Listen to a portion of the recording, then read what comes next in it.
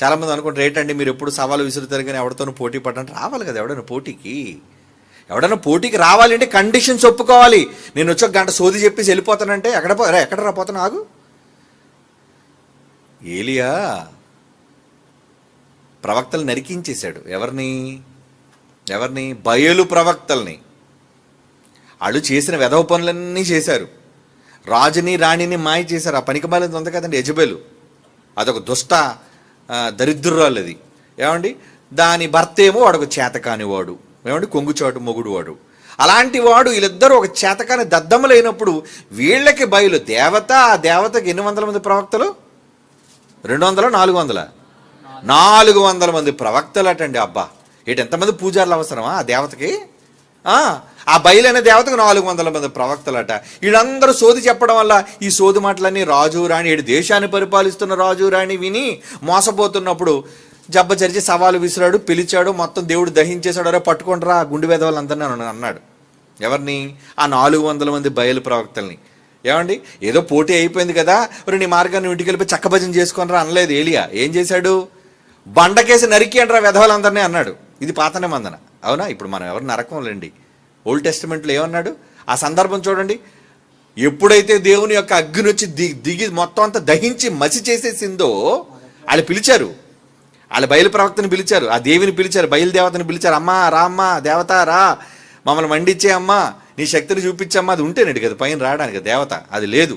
ఏమంటే మొత్తానికి జీవం కలిగిన దేవుడు తన శక్తిని చూపించాడు. ఏదో చిన్నది చూపించిన తర్వాత ఏం జరిగింది? మొదటి రాజుల గ్రంథం 18వ అధ్యాయం 22వ వచనం. మొదటి రాజుల గ్రంథం 18వ అధ్యాయం 22వ వచనం. అప్పుడు ఏలియా యెహోవాకు ప్రవక్తలైన వారిలో నేను ఐఎమ్ ద ఓన్లీ వన్, నేను ఒక్కడిని నిలబడ్డాను ఆయన పక్షాన. బయలుకు ప్రవక్తలైన వాళ్ళు ఉన్నారే మీరందరూ 450 అండి, క్షమించండి 400 అన్నాను. 450 మంది ప్రవక్తలు ఉన్నారు. 40వ వచనం చదవండి.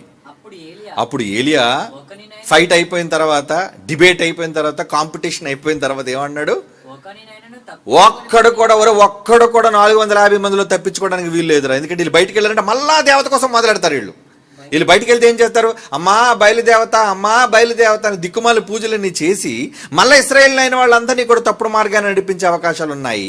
ఎందుకంటే రాజు రాణియే దాసులు అయిపోయారు దానికి. కనుక బయలు ప్రవక్తలను పట్టుకొని కీషోను అనే వాగు దగ్గర తీసుకుపోండి దరిద్రులందరినీ, అక్కడ వాళ్ళని వధించను అన్నాడు. అంటే మళ్ళా ఈ రాంగ్ స్ప్రెడ్ అవ్వకుండా ఉండాలంటే ఎక్కడతో ఈ పీక నరికేయాలి అన్నాడు. అంతే. చూసారా తీసుకున్నాడు యాక్షను. మరి ఇప్పుడు జరుగుతున్న డిబేట్లు ఏంటి? గంటలు సోదు మాట్లాడుకోవడం ఆ డిబేట్ అంటే? అరే డిబేట్ అంటే ఎలాగుందో తెలుసా? ఎదుటోడిని ఇంకా జీవితంలో మాట్లాడకుండా చేయాలి, అది డిబేట్ అంటే.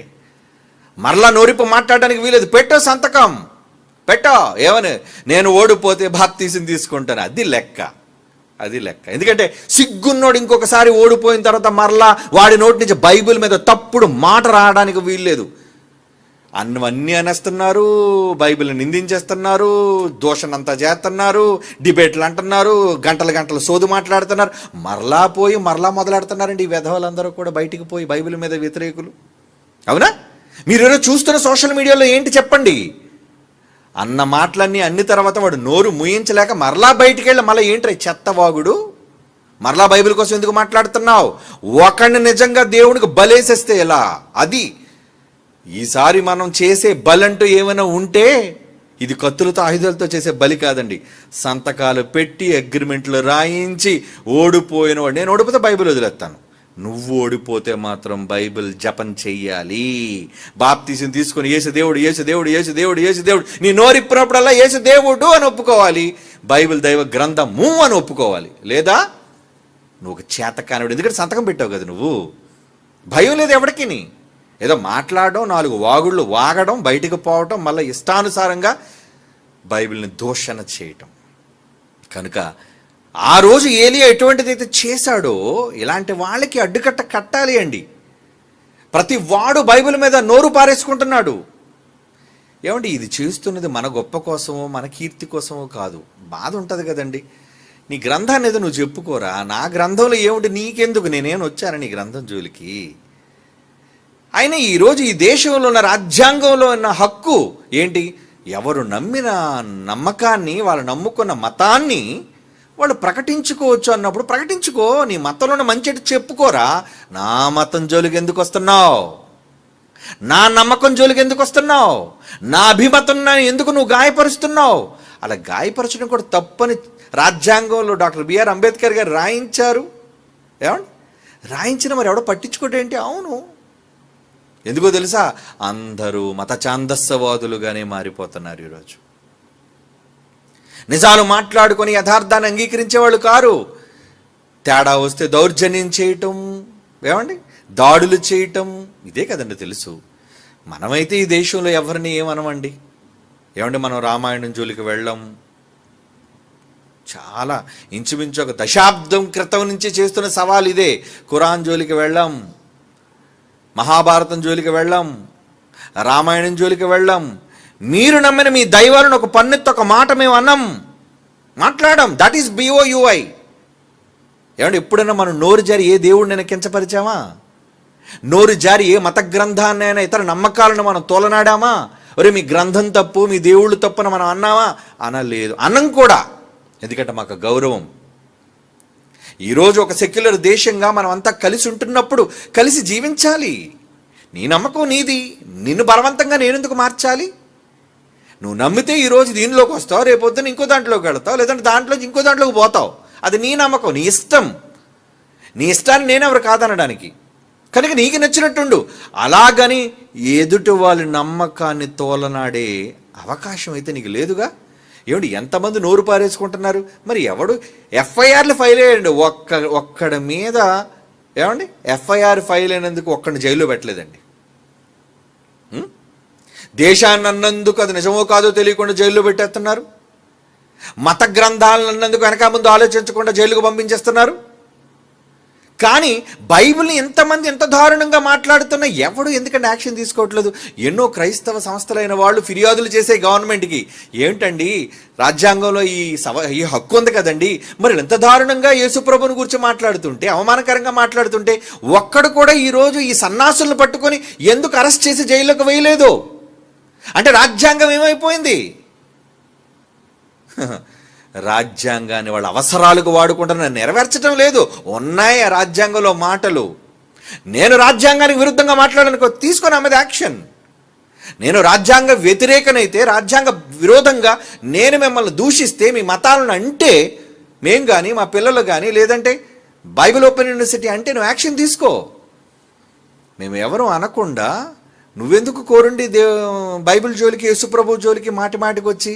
ఎవడో క్రైస్తవుడైన వాడు ఎవడో దొంగ బాబాలు ఉంటారు. ఎవరిలో దొంగ బాబాలు లేరు? ఏమంటే హైందవుల్లో దొంగ బాబాలు లేరా? ఇస్లాం వాళ్ళు దొంగ బాబాలు లేరా? క్రైస్తవుల్లో దొంగ బాబాలు లేరా? అందరూ అన్ని చోట్ల అన్ని మతాల్లోని దొంగ బాబాలైన వాళ్ళు ఉన్నారు. ఉంటే మాటికి క్రైస్తవుని ఎందుకు చూపిస్తున్నావు? బైబిల్ ఎందుకు అవమానిస్తున్నావు? చెప్పు. ఎవడో ఒక పోలీసుడు తప్పు చేస్తే దేశంలో పోలీసు వాళ్ళందరూ నేరస్తులా? చెప్పండి. ఎవడో దేశంలో ఒక నాయకుడు తప్పు చేస్తే మిగతా నాయకులందరూ అలాంటోళ్ళా? ఎవడు తప్పు చేశాడో వాడిని పట్టుకో. బైబిల్ని ఎందుకు అంటావు? యేసుప్రభుని ఎందుకు అంటావు? యేసు మంచి నేర్పించాడు, బైబిల్ మంచి నేర్పించింది. మంచి నేర్పించిన బైబిల్ను పక్కన పెట్టి ఏమండి అన్నవాడిని నువ్వు పట్టుకో. ఒరే నువ్వెందుకురా బైబిల్లో లేనిది నువ్వు మాట్లాడుతున్నావని. కానీ ఈరోజు ఎంత వ్యంగ్యంగా చూడండి. ఇక్కడ సినిమాల్లోనూ యేసుప్రభుని గురించి వ్యంగ్యంగా ఏంటేంటి, హల్లెలూయా ప్రైజ్ ది లార్డ్ బిడ్డ రా బాగు చేస్తాను రా అంటే క్రైస్తవుడు మెడలో సిలువేసుకున్నాడు అంతా జాదుగాళ్ళు అనుకున్నావు ఏంటి? ఈరోజు ఎలాంటి సంకేతాల ప్రజల మధ్యకి వీళ్ళు పంపుతున్నారంటే, వీళ్ళనండి మతోన్మాదులు, మత ఛాందస్సవాదులు. ప్రజల మధ్య మనం అంతా బ్రదర్స్గా బ్రతుకుతున్నాడు. మన ఇంటి పక్కోళ్ళు, పొరుగుంటోళ్ళు, వెనక ఉన్నటువంటి వాళ్ళు వీళ్ళందరూ హైందవులు ఉన్నారు, ఏమంటే ఇస్లాం వాళ్ళు ఉన్నారు, జైనులు ఉన్నారు, ఎంతమంది ఉన్నారు. వాళ్ళందరితో మనం ప్రేమగా ఉన్నాం, స్నేహితులుగా ఉన్నాం. కానీ ఇలాంటి దౌర్భాగ్యులైన వాళ్ళు వీళ్ళే దేశద్రోహులు. ఇలాంటి దొంగ మాటలు మాట్లాడుకునేది నీ మతాన్ని నువ్వు చెప్పుకోరా? నీ మతాన్ని చెప్పుకో. నీకు కాషాయ రంగు బట్టలు వేసుకుంటావో ఇంకే రంగు బట్టలు వేసుకుంటావో వేసుకో. కానీ నీ బట్టలు వేసుకొని నీ మతాన్ని గురించి చెప్పుకోకుండా బైబిల్ జోలికి వచ్చి బైబిల్లో అలా ఉంది కదా, బైబిల్లో ఇలా ఉంది కదా అని యేసుప్రభువుని గురించి వ్యంగ్యంగా వాడు వీడు అని మాట్లాడుతున్నారంటే ఎవరు వాడిని ఏం చేయలేకపోతున్నారేంటి? దేవుడు మంచోడు కదండి. సహించమన్నాడు కదండి, దీర్ఘశాంతం కలిగిన వాడు కదండి. అందుకే ఈ ఆటలు సాగుతున్నాయి వీళ్ళందరివి. వీళ్ళు పప్పులు ఉడుకుతున్నాయి కదా. ఇప్పుడు కాదురా, టైం ఉంది దేనికైనా. నువ్వు చచ్చే టైం ఉందే, అప్పుడు పడతాడు నీ పిలక. రారా, ఏట్రా మాట్లాడా నువ్వు? నువ్వు మాట్లాడిన ప్రతి దానికి శిక్ష, నిత్యాగ్ని దండన ఉంటుంది. ఇప్పుడు చెప్పినా పోరా నువ్వు అనుకుంటా. అనుకోరా, అనుకో. నీకు చెప్పినప్పుడు అర్థం కాదు ఏమండి. నువ్వు బాధలోకి పోయిన తర్వాత నీకు బోధపడుతుంది. కనుక ఇలాంటి దుర్మార్గులైన వాళ్ళు ప్రేమ ఉన్న సహోదరుల మధ్య సఖ్యతను చెడగొట్టి మతాల మధ్య చిచ్చును రెచ్చగొట్టేవాళ్ళు. నా మంచిని నేను చెబుతాను, నీ మంచి నువ్వు చెప్పు. నాలో ఉన్న చెడు నువ్వు చెప్పడం ఏంటి, నీలో ఉన్న చెడు నేను చెప్పడం ఏంటి? ఎందుకు చెప్పుకుంటూ పోతే నీలో కూడా ఇన్ని ఉన్నాయి కన్నాలు. కానీ ఈ రోజు బైబిల్ ఓపెన్ యూనివర్సిటీ అలా మాట్లాడదు. నీ గ్రంథంలో దోషాలు ఉన్నాయి, నీ గ్రంథంలో తప్పులు ఉన్నాయి, నీ దేవుళ్ళు ఇలాంటి వాళ్ళు. No, never. ఇంకొకరు దూషించి నా దేవుడు గొప్ప చేసుకునే కర్మ నాకు అక్కర్లేదు. That is Bible. ఎవడనో చెడు చేసి నా దేవుడు గొప్ప అనుకోవడం అసలు కర్మ ఏంటి? నా దేవుడు గొప్పోడు, నా దేవుడు గొప్పతనం ఏంటో నా దేవుడు రాయించిన మాటల్లో నేను చెబుతాను. అందుకు ఎవరో దేవుడు తప్పని అని అనవలసిన అవసరత అది చాలా చిన్న చేటు, సిగ్గుచేటు కూడా. అది చాలా చిన్న విషయం. ఇంకొకరిని దూషించి నావాడు గొప్పవాడని చెప్పుకోవటం అది సమంజసమైనది కాదు, న్యాయబద్ధమైనది కాదు.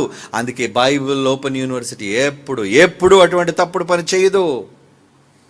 ఎవడో పనికి మాలిన వాడు ఏదో మాట్లాడతాడు, ఏదో వాడి మీద యాక్షన్ తీసుకో, కానీ బైబిల్ జోలికి రావద్దు. దేవుణ్ణి అనొద్దు, యేసుప్రభుని నిందించొద్దు. నువ్వు గౌరవించు.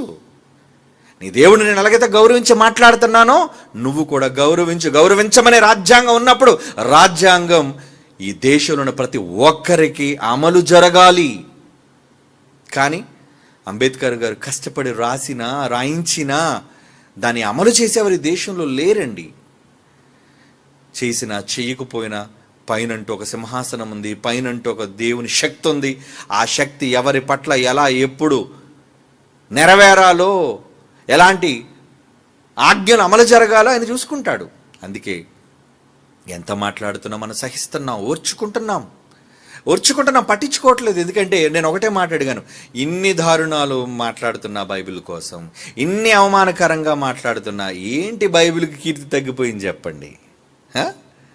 ఇన్ని నేరాలు మోపారండి, యేసుప్రభు మీద ఇన్ని నేరాలు మోపారండి ప్రపంచవ్యాప్తంగా, నాట్ ఓన్లీ ఇన్ ఇండియా. ప్రపంచవ్యాప్తంగా యేసుప్రభు అలాంటి ఆమెకు పుట్టాడు, ఆమె ఇంకొక వ్యభిచారితో ఉన్నాడని రకరకాలుగా అన్నారు. బైబిల్కి ఏమైనా ఒక వెంట్రుకు రాలిందా చెప్పండి? మా ధైర్యం ఏంటి, మా నమ్మకం ఏంటి?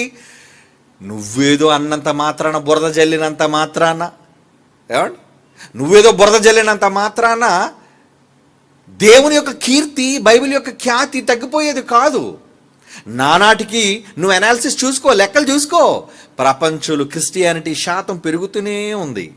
మరి నువ్వు ఇంత మాట్లాడినప్పుడు, ఇన్ని నేరాలు మోపినప్పుడు క్రైస్తవ్యాన్ని నమ్మకుండా పోవాలిగా. ఎందుకు కన్వర్షన్ బిల్ ఎందుకు చేసేశారు? మత మార్పిడి చట్టాన్ని ఎవరికి భయపడి చేశావు? క్రైస్తవ్యంలోకి చాలామంది వెళ్ళిపోతున్నారని గుండె ధైర్యం లేక నీ వాళ్ళని కాపాడుకోవడానికి చేసిన పిరికి పని అది కాదా? లేదంటే మత సామరస్యంతో ఉన్న ఈ దేశంలో మతపరమైన బిల్లులు ఏంటండి? Anti conversion bill. ఎందుకు యాంటీ కన్వర్షన్ బిల్ చేసావు? భయం. ఒరే, ఎవడైనా మారిస్తే శిక్ష వేసేస్తావరా అంటే మారుతున్నారా? మారుతున్నారనే కదా అక్కడ అర్థం. మనం ఎంతవరకు చేసి అరిచావు, గీ పెట్టావు, గోల్ చేసావు, తెల్లవారు లేస్తే రాత్రి పడుకున్నంత వరకు నీకు బైబిల్ మీద దోషం తప్ప ఇంకోటి లేదు, అవునా? సోషల్ మీడియాలో బైబిల్ మీద మొరగడం తప్ప ఇంకోటి లేదు. ఏం జరిగింది? ఆగిపోయారా? క్రైస్తవంలోకి రావడం మానేశారా? నమ్మడం మానేశారా? మానర్రా. ఎందుకంటే that is the power of Bible. క్రీస్తులో ఉన్న శక్తి, బైబిల్లో ఉన్న పవర్ అది. నువ్వెవడో బురజల్లంత మాత్రాన బైబిల్ నమ్మడం మానేస్తారు? ఏమండి, బాప్తీసాలు ఆగిపోతాయి. బాప్తీసాలు ఆగిపోయా? ఎందుకు ఆగిపోయాయి బాప్తీసాలు? ఎన్ని చోట్ల బాప్తీసాలు జరుగుతున్నాయి? ఎంతమంది బాప్తీసాలు తీసుకోవట్లేదు?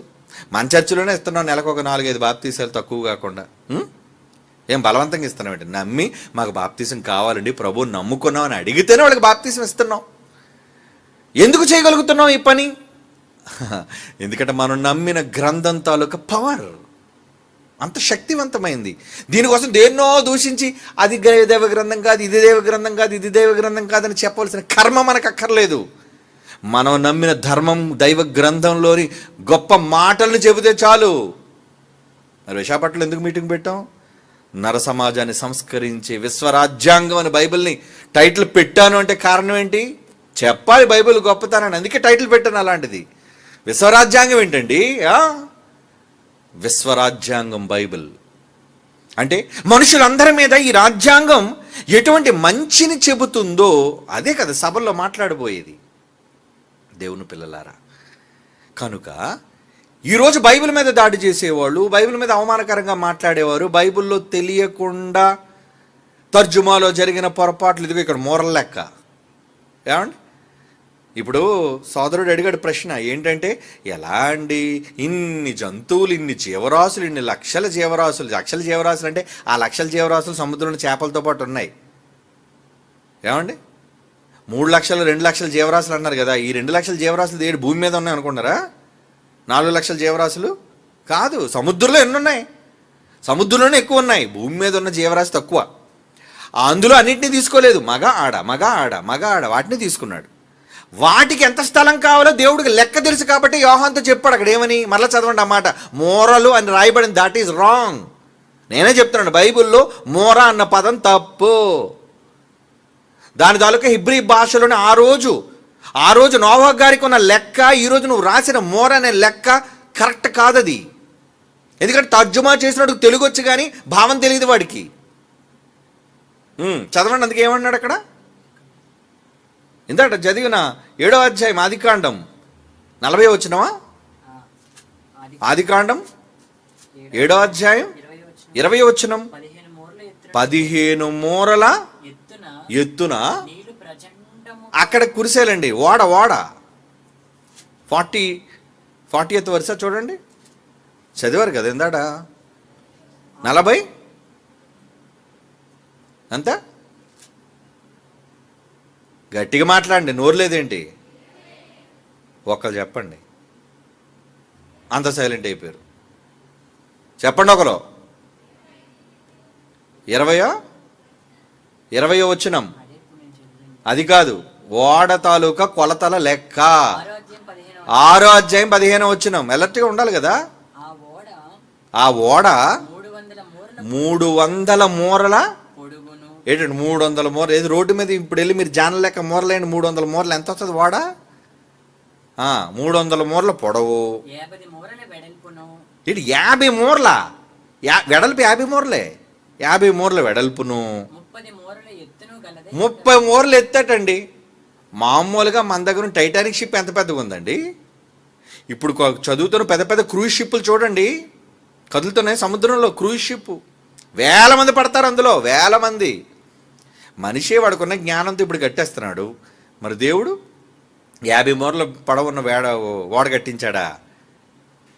అయ్యో, అది మోర అన్నది తెలుగులో రాసిన మూర్ఖుల మాట. బైబిల్లో ఉన్న మోర తప్పు. తర్జుమా చేసిన వాళ్ళు చేసిన తప్పుడు పని. ఆ లెక్క వేరు, ఆ కొలమానం వేరు. ఆ రోజున నోవహు గారు కొలమానం హిబ్రూ భాషలో ఉంది.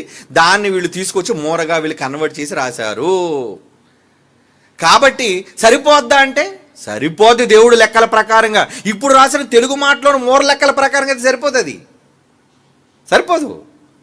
కనుక నాన్న, నువ్వు అడిగే ప్రశ్న సో ఇప్పుడు నీకు బాగా అర్థమై ఉంటుంది. ఇప్పుడు రెండో ప్రశ్న నువ్వు అడిగావు, మరి దేవుడు ఇన్ని జీవరాశుల్ని కూడా ఓడలో పట్టేటట్లుగా, అందులో ఏనుగులు ఉన్నాయి, వెడల్పైనవి ఎత్తైనవి కదండి. జిరాఫీలు అంటే పొడుగాటి పీకలు ఉంటాయి వాటన్నిటికీ, అవునా? ఏదో సింహాలు పుల్లు ఇవి అంటే పొట్టుగా ఉంటాయి కాబట్టి పర్లేదు. 2 కాబట్టి ఆడమగ కాబట్టి పర్వాలేదు. మరి జిరాఫీలు, ఏనుగులు ఇవే కదా కొంచెం ఆకారంలో పెద్దగా కనబడేవి జీవరాశుల్లో. కనుక మరి వాటికి కూడా సరిపడేటట్లుగా దేవుడు కట్టాడు.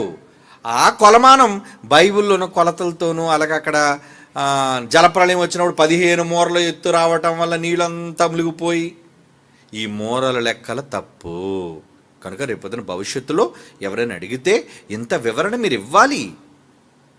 అందుకే ఈరోజు మన ధైర్యంతో అన్నారే బైబిల్ని తప్పు అన్నవాడు ఎవడని ఉంటే ఒక్క ప్రశ్న, 1 క్వశ్చన్, 100 పట్టుకు రాకు. నువ్వు ఒక్క దాంట్లో నువ్వు ఓడించి చాలు. ఒక్కటి ఓడించి గెలిచే నన్ను, నేను బైబిల్ వదిలేస్తాను.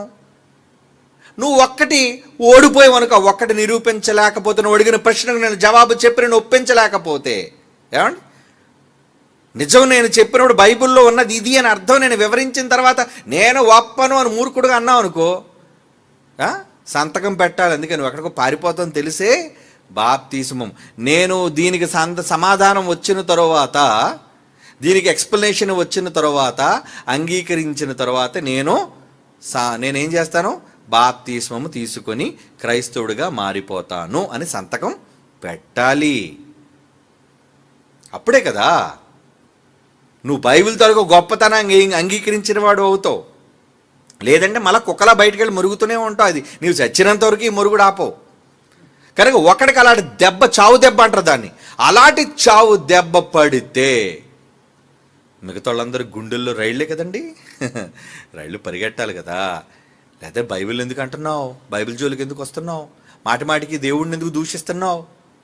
దేవుడు మంచివాడు అయిపోయాడు కాబట్టి, కరుణామయుడు అయిపోయాడు కాబట్టి, నేనేం అంటలేదు, క్షమిస్తున్నాడు కాబట్టి ఏదో రెచ్చిపోతున్నావు. కానీ దేవుడు కోపాన్ని తట్టుకోలేవయ్యా, తట్టుకోలేవు. నిన్ను క్షమిస్తున్నాడు, ఇంకా నువ్వు మార్పు రావాలని ఎదురు చూస్తున్నాడు దీర్ఘశాంతంతో. ఆ దీర్ఘశాంతాన్ని నువ్వేదో ఆటగా తీసుకున్నావేమో. నేను ఇన్ని మాటలు అంటున్నా, ఎవడనన్ను అనేవాడు, నాకు జరిగేది ఏముంది, నాకు ఊడేదేమీ లేదు, పోయేదేమీ లేదు నువ్వు అనుకుంటున్నావేమో. పోయేటప్పుడు తెలుస్తుంది దాని పరిణామం ఎలా ఉంటుందో, దాని పర్యవసానం ఎలా ఉంటుందో. ఏమండి దాని తాలూకా పరిస్థితులు ఎంత తీవ్రంగా ఉంటాయనేది తర్వాత కదా అర్థమవుతుంది. మరి ఇప్పుడు చెప్పినా నువ్వు అర్థం చేసుకోవు, వినవు. ఎందుకంటే పొగరెక్కి, దుష్టులు పొగరెక్కి ఉన్నారు. మమ్మల్ని ఎవడేటి చేస్తాడులే అని అనుకుంటాడు. బైబిల్లో ఆ మాట కూడా రాయించాడు కదా, దుష్టులు పొగరెక్కిపోతారు, మమ్మల్ని ఎవడేం చేస్తాడులే అనుకుంటారు. కనుక దేవుని పిల్లలారా, ఇలాంటి బెదిరింపులకి, ఇలాంటి వాటికి మీరు భయపడకండి. మీరు నమ్మిన గ్రంథం గొప్ప దైవ గ్రంథం. దానిలోని మహాసారాన్ని ఈరోజు వెలికితీసి విశ్వవిద్యాలయంగా ప్రపంచానికి ప్రకటిస్తుంది. ఒక విద్యా కేంద్రం, దట్ ఈస్ బైబిల్ యూనివర్సెస్. అంటే ఏంటి? ఈ గొప్ప విశ్వవిద్యాలయ కేంద్రం ఇది. విశ్వంలోనున్న వాళ్ళందరికీ కూడా ఈ విశ్వరాజ్యాంగంలోని విషయాలను ప్రకటించి నేర్పించే సమర్థత BOUI ఉంది. ఎందుకంటే బైబిల్ తెరిచి మనం చదువుకుంటున్నాం, దాన్ని ప్రకటిస్తున్నాం. అందుకే ఈరోజు ఈ స్థాయిలో మనం ఉన్నాం. మరి చెప్పాలి, ప్రకటించమని దేవుడు మనకి ఈ మాట చెప్పకపోతే మనకి అన్ని ఈ బాధలు ఎందుకు చెప్పండి? నాయన మీరు వెళ్ళండి, సర్వలోకానికి వెళ్ళి సర్వ సృష్టికి సువార్తను ప్రకటించని దేవుడు మనల్ని ఆదేశించాడు కనుకనే కదండి ఈ ప్రయాసం మనకి. లేదంటే మీరు సువార్త కోసం బైబిల్ పట్టుకొని ఎందుకు వెళ్ళాలి? తిట్లు ఎందుకు తినాలి? తన్నులు ఎందుకు తినాలి? ఏమండి ఎన్ని బెదిరింపులు ఎందుకు మీకు రావాలి? సువార్తకి వెళ్తే బెదిరింపులు, ఏమండి ప్రకటిస్తుంటే ఆటంకాలు, వెళుతుంటే ప్రతివాడు హేళన చేయటాలు. నువ్వు నచ్చితే వినయ్యా, నచ్చకపోతే వెళ్ళిపో. అంతేగాని నీకు పర్మిషన్ ఇచ్చింది ఎవడు? ఏమండి ఆ మధ్యన చూసారు, ప్రతివాడు నీకు ఎవడ పర్మిషన్ ఇచ్చాడు అంటే, ఎవడైనా అలుసుగా దొరికితే నోటుకొచ్చినట్టు మాట్లాడతావా? వాడు చేస్తుంది మంచి కదా, సమాజానికి మంచి నేర్పిస్తున్నాడు. ఎవడు పీకలు కోయమని చెప్పట్లేదు. బైబిల్ నేర్పించిన సంస్కారాన్ని, బైబిల్ నేర్పించిన మంచిని సమాజంలో ప్రకటించడానికి సువార్త పేరట వెళుతుంటే దేవుడు మంచి చెప్పమన్నాడు. మంచి చెప్పకూడదా? మంచి చెప్పకూడదా? చెప్పాలి, మంచి ప్రకటన చేయాలి. అది చిన్ననాటి నుంచి బడిలో నువ్వు ఎలాగైతే చెబుతున్నావో, ఈ సమాజం పెద్దదైపోయినా చెడిపోయింది. మరి చెడిపోతున్న సమాజానికి పాఠాలు చెప్పవా? చెప్పండి. పెద్ద పిల్లలైన వాళ్ళు, కాలేజీ పిల్లలైన వాళ్ళు తప్పు చేస్తే వెంటనే వాళ్ళకి ఇచ్చేది ఏంటి? ఏమండి పోలీసులు పిలిచి ఏమిస్తారు వాళ్ళకి? ఏమంటారు దాన్ని? కౌన్సిలింగ్ అంట. అంటే ఏంటది కౌన్సిలింగ్ అంటే ఏంటి? వాళ్ళకి బుద్ధి నేర్పే పాఠాలు చెప్పడం. ఒరే నీ బ్రతుకు పాడైపోద్దురా, నువ్వు ఇలా డ్రగ్స్కి కానీ బానిస అయిపోతే నీ బ్రతుకు ఏమైపోద్దు నీకు తెలియదురా, ఎప్పటికైనా మానుకోరా అని సర్ది చెప్పి వాళ్ళకి జ్ఞానోదయాన్ని కలుగు చేసేది ఉంటా చూసారా? కౌన్సిలింగ్ అంటున్నారు మీ పదంలో. అది ఏంటో కాదండి, వాళ్ళకి నేర్పించే బోధ, వాళ్ళకి నేర్పించే మంచి, ఇలా ఉండకూడదు, అదేనా? మరి అదే మేము చేస్తున్నాం. దానికి నువ్వు మతం అని పేరు పెట్టావేంటి? యేసుప్రభు చెప్పాడు, మంచిని ప్రకటించమని చెప్పాడు, దానికి నువ్వు మతం అని పేరు పెట్టావు. కానీ సంస్కారాన్ని నేర్పించడానికి, సమాజంలో మంచిని, దేవుడంటే భయాన్ని, భక్తిని నేర్పించడానికే కదా మనం వెళ్తున్నాం. అరే దేవుడు అన్నాడు ఉన్నాడు రా, పైన ఒకడు సృష్టికి కర్త అనే ఒకడు ఉన్నాడు రా, ఆయనకి భయపడండి రా. ఈరోజు నువ్వు పీల్చే గాలి ఆయనది, నువ్వు తినే ఆహారం ఆయనది, మనమంతా ఆయన వల్లే బ్రతుకుతున్నాం కాబట్టి ఆయన ఎందుకు భయభక్తులు కలిగి ఉండండి. తప్పులు చేయకండి, నేరాల జోలికి వెళ్ళకండి, ఏమండి హత్యలు చేయకండి, దోపిడీలు చేయకండి. ఇవే కదన్నా మనం చెబుతున్నాం. పబ్లిక్ మీటింగ్స్లో కావచ్చు, లేదంటే వీధిలో సువార్త కావచ్చు, ఏదైనా మనం చెప్పే మంచి అయినప్పుడు ఇది కాదా కౌన్సిలింగ్? ఇది కౌన్సిలింగ్ కాదా? అంటే ఇది చెప్పి సమాజంలో ఎవడైనా దేవునికి భయాన్ని నేర్పిస్తుంటే ఇది మతం అని పేరు పెడతావా? మరి అక్కడ తప్పు చేసిన వాళ్ళకి నేర్పించేదేంటి? అది కౌన్సిలింగ్. పాఠాలు వాళ్ళకి బోధిస్తున్నావు, నువ్వు అనుకుంటున్నావు ఈ మంచి మాటలేవో. చాలామంది మూర్ఖులైన వాళ్ళు ఏం మాట్లాడారు తెలుసండి, నువ్వు బైబిల్ అయితే నువ్వు చర్చిలో ప్రకటించుకో, బయట ఎందుకు ప్రకటిస్తావు? బయట అంత బాగుంది మరి. ఏమంటే సమాజంలో వాళ్ళందరూ చాలా గొప్పగా ఉత్తములుగా తయారైపోయారు అందరూ. ఈరోజు ఎలాగొంది చెప్పండి, క్రైమ్ రేట్ ఎలాగొంది చెప్పండి సమాజంలో. ప్రతి చోట క్రైమ్ క్రైమ్ క్రైమ్ క్రైమ్. ఎన్ని దారుణాలు, దేశాన్ని కుదిపేస్తున్న దారుణాలు జరుగుతున్నా మరలా వింటూనే ఉన్నామండి. ఎవరికి భయం లేదు. ఏంటి భయం లేదంటే కారణం ఏంటి? దేవుడంటే బొత్తిగా భయం లేదు. దేవుడంటే భయం లేదు సమాజానికి. మరి దేవుడంటే భయం కలిగించాలని చెప్పాలా వద్దా దేవుని గురించి? మరి నువ్వేంట్రా దేవుడి గురించి చెప్పొద్దంటావు? దేవుని గూర్చి సమాజంలో చెప్పొద్దనడానికి ఎవడు నువ్వు? చెప్తాను నేను. దేవుని వలనే మనం ఉన్నాం, దేవుని వలనే మనం బ్రతుకుతున్నాం. నువ్వు నమ్మకపోతే పో. నేను దేవుడిని నమ్మనండి, పోరా. దేవుడిని నమ్మకపోతే నమ్మేవాడు ఉన్నాడు, వినేవాడు ఉన్నాడు, మారు మనసు పొందేవాడు ఉన్నాడు. లేరా? ఏమిటి ఎంతోమంది బైబిల్ విని, దేవుని మాటలు విని తాగుబోతులు మారిపోలేదా? వ్యభిచారులు మారిపోలేదా? ఏమైనా ఈ మధ్యన సోషల్ మీడియాలోని ఎవరో ఒక ఆవిడ నటి అటండి, ఆవిడ పేరేంటో తెలియదు కానీ ఏదో నటి, ఏదో తమిళ నటో మలయాళం నటో, ఆవిడ పేరేంటి? ఆవిడ ఏదో సాక్ష్యం చెప్తుంది, నా జీవితం చాలా బాగోలేదండి, ఒకప్పుడు నేను సినీ నటిగా ఉండేదాన్ని. ఎవరండి ఆవిడ పేరు? దివ్యవాణి కాదండి, ఇంకొక ఆవిడ కాదు, తమిళ ఆవిడో మలయాళం ఆవిడో. ఆవిడొకప్పుడు అంటే వేషగా కావచ్చు, లేదంటే చెడ్డగా బ్రతికేది. అంటే సోషల్ మీడియాలో చూశాను, మలయాళపు నటో తమిళ నటో ఆవిడ. షకీలా, ఎస్ షకీలా ఆవిడే. కరెక్ట్ అండి. నవ్వకండి, తప్పే ఉంది. ఏమండి నేను తప్పు చేశాను, ఒకప్పుడు పాపాత్మురాలుగా ఉన్నానని ప్రజల మధ్య ఒప్పుకోవడం నేరమా? మిగతా వాళ్ళందరూ గొప్ప షకీలాలు, మరి నీతిమంతులు. సమాజంలోనికి వచ్చి నేను తప్పు చేశాను, పాపాత్మురాల్ని, నేను ప్రభువుని నమ్ముకున్నాను, నన్ను రక్షించాడని చెప్పడంలో అవమానపడవలసిన విషయం ఏమీ లేదు. మంచి విషయం అది. ఎంతోమంది దొంగలు మారిపోయారు, ఎంతోమంది నేరస్తులు మారిపోతున్నారు. మరి షకీలా మారిందంటే కారణం ఏంటి? ఒకప్పుడు యువతరాన్ని పాడు చేయడానికి షకీలా కానీ, ఆవిడ సినిమాలు కానీ, లేదంటే ఆ రోజు మరి ఆవిడ చేసిన మరి మాటలో, లేదంటే పనులో సమాజాన్ని, యువతరాన్ని పాడు చేసినా ఇప్పుడు తప్పు తెలుసుకుందిగా. మరి తప్పు తెలుసుకుందంటే ఎలా తెలుసుకుంది? ప్రకటించబట్టి, బైబిల్లోని మంచిని నేర్పించబట్టి. ఆవిడ ఒకటే మాట ఉంది, ఏమండి ఒక వ్యభిచారినైనా సరే యేసుప్రభు వారు రాయితో దండించకుండా ఆవిడని అమ్మాని పిలిచి ఆవిడని క్షమించి మంచి చేయమని చెప్పారే, అది ఆదర్శం అండి. అవును, ఆదర్శమే. మార్చవా? అంటే ఎప్పుడు వ్యభిచారులుగానే చూస్తావా? సమాజంలో మంచిగా నువ్వు మార్చవా? దొంగలుగానే చూస్తావా? వాళ్ళు మార్పు తీసుకొని రావా? నేరం చేస్తే శిక్ష వేసేస్తానంటావు, తప్పు చేస్తే నేరస్తులను చూపిస్తావు. కానీ మన నేరస్తునిలోని నేరాన్ని మాన్పేదలా? అదే బైబిల్ చేసేది, అదే నేను ప్రకటించేది. ఈరోజు క్రైస్తవులు సువార్త పేరట సమాజంలో బైబిల్ పట్టుకుని వెళ్ళి చెప్పేది, సమాజాన్ని మార్చేది. మత మార్పిడి కాదు అది. సమాజంలో దుష్టత్వాన్ని, క్రూరత్వాన్ని, చెడుని రూపుమాపడానికి యేసు చెప్పే మాటలేనయ్యా. మంచి గుడ్ నేర్పిస్తున్నారు వాళ్ళు. గుడ్ గుడ్ గుడ్ క్యారెక్టర్, మంచి స్వభావం, దాన్ని నేర్పిస్తుంటే వద్దని నువ్వే వాడు చెప్పడానికి. 4 గోడల మధ్య మంచి చెప్పాలా నేను? అవును, మరి సమాజం అంతా చాలా గొప్ప ఉత్తమోత్తమంగా బ్రతుకుతున్నారు, నేరాలే జరగట్లేదు. ఎక్కడ చెప్పాలి చెప్పండి? ఎక్కడ సమాజంలో నేరాలు జరుగుతున్నాయి అక్కడికి వెళ్ళి చెప్పాలి. That is counselling. అవునా కాదా? మరి సమాజంలోకి వెళ్ళి, సమాజంలోనే నేరస్తులు ఉన్నారండి, సమాజంలో దొంగలు ఉన్నారండి, మరి వాళ్ళ దగ్గరికి వెళ్ళి చెప్పవా? అయ్యా నువ్వు చేస్తే ఒక నరకం అనేది ఒకటి ఉంది, నీ ఆత్మకు చావు లేదు, చస్తే నువ్వు నరకానికి పోతావు శాశ్వత కాలం. నువ్వు భూమి మీద చేసిన పాపాలకి నీకు ఎల్లకాలం నరకంలో నువ్వు దహించుకుపోతావు. మారయ్యా, ఎప్పటికైనా నీ జీవితాన్ని మార్చుకోవయ్యా, పాపపు జీవితాన్ని వదిలేయి. అది వ్యభిచార జీవితమా, తాగుబోతు జీవితమా, లేదా ఎటువంటి పాపవంకిలమైన జీవితమా, వదిలేయ్యా. మంచిగా మారు అంటే క్రీస్తుని నమ్మిన వాళ్ళు, క్రైస్తవులుగా మారిన వాళ్ళు మంచిగా మారుతున్నారు. అందుకే ఎందుకు మంచిని చెప్పటం వలన. నువ్వు చెబుతానంటావా?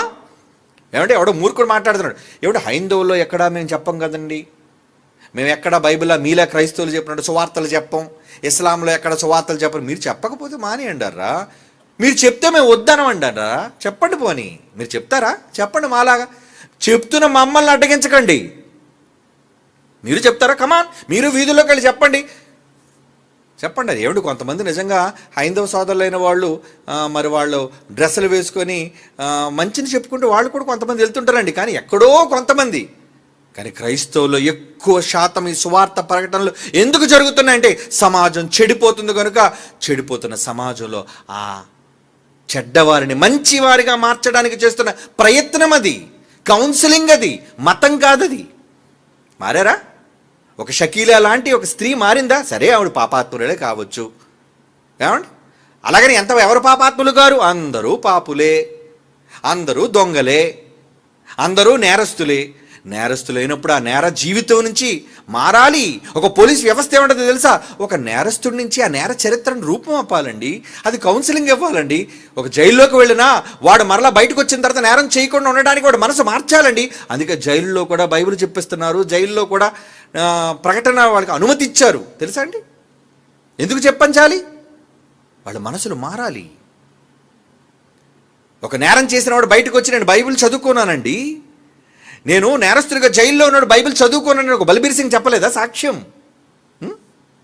ఇక్కడ మన దగ్గర రాజమండ్రి సెంట్రల్ జైల్లో ఎన్నో సంవత్సరాల జైలు శిక్ష అనుభవించిన సత్యం చెప్పాడా? నేను బైబిల్ చదువుకున్నానండి, లోపలికి వెళ్ళి బైబిల్ చదువుకున్నానండి. ఎస్, ఇవన్నీ సాక్ష్యాలు.